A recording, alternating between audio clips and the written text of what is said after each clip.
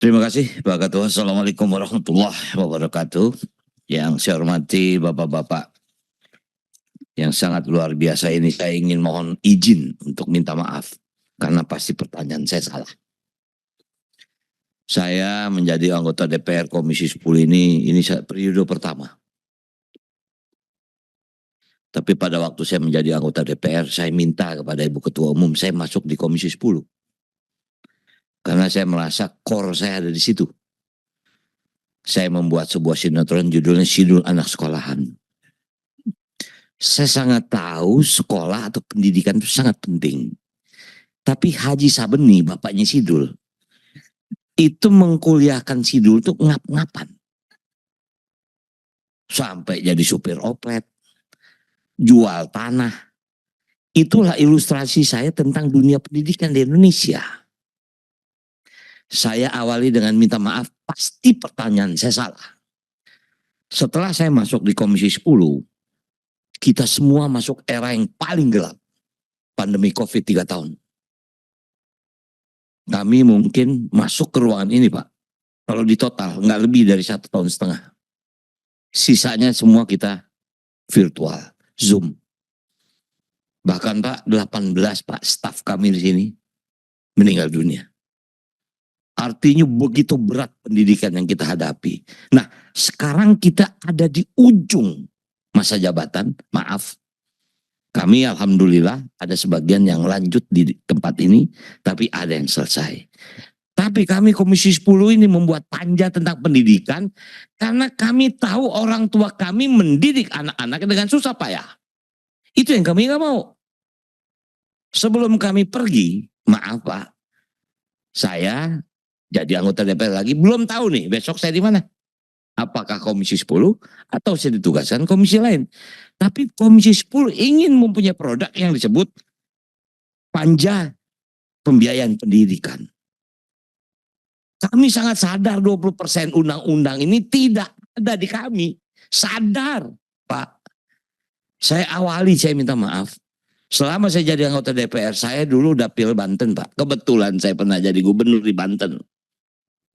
Kita tahu ilustrasi Banten, sekolah religi, madrasah banyak, pesantren banyak. Sebagai anggota Komisi 10, Pak, saya tidak bisa membantu. Karena itu wewenangnya di Kementerian Agama.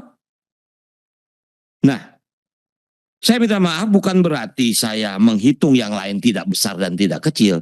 Saya melihat dua Nahdlatul Ulama dengan Muhammadiyah ini saja. Luar biasa bebannya.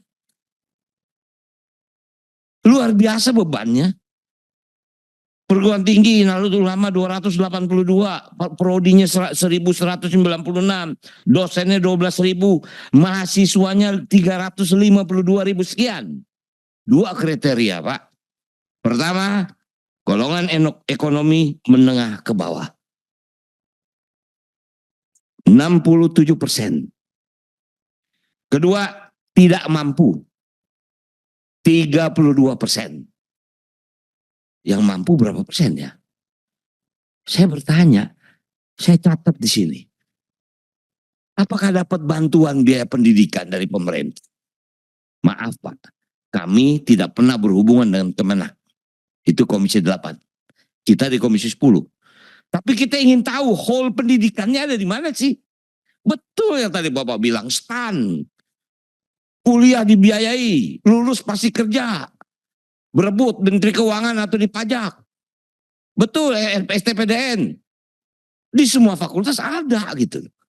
Ini yang kita tanya, ini salahnya di mana sih?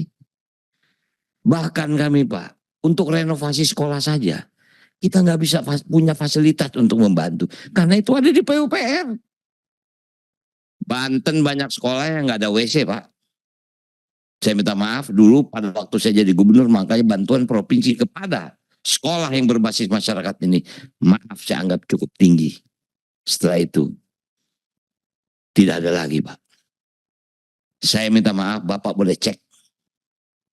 Seumur berdirinya Provinsi Banten dari tahun 2000, sejak Gubernur Rano Karno menjadi juara umum MTQ.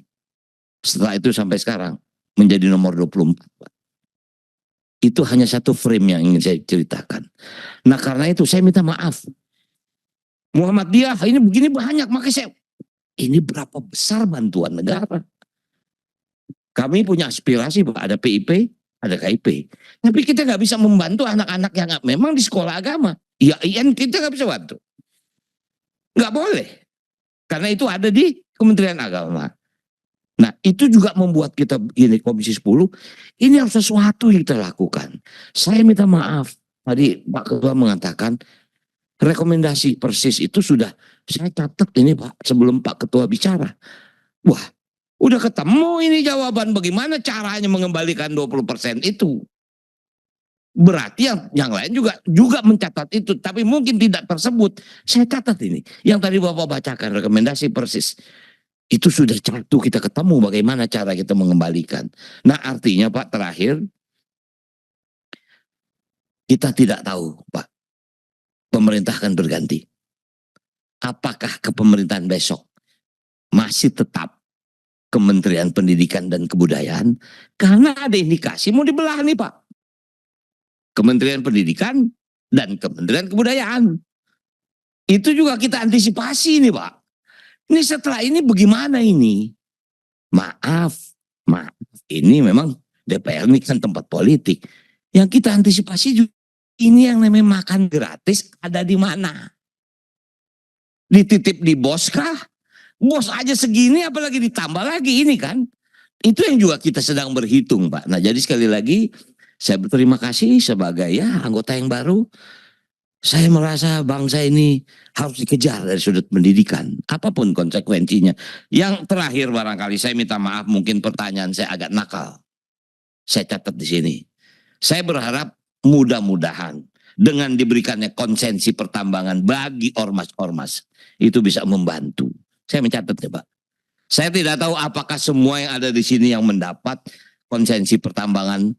Kalau itu mudah-mudahan bisa membantu operasional. Mungkin itu yang bisa saya sampaikan. Terima kasih. Wabillahi taufiq wal hidayah. Wassalamualaikum warahmatullahi wabarakatuh.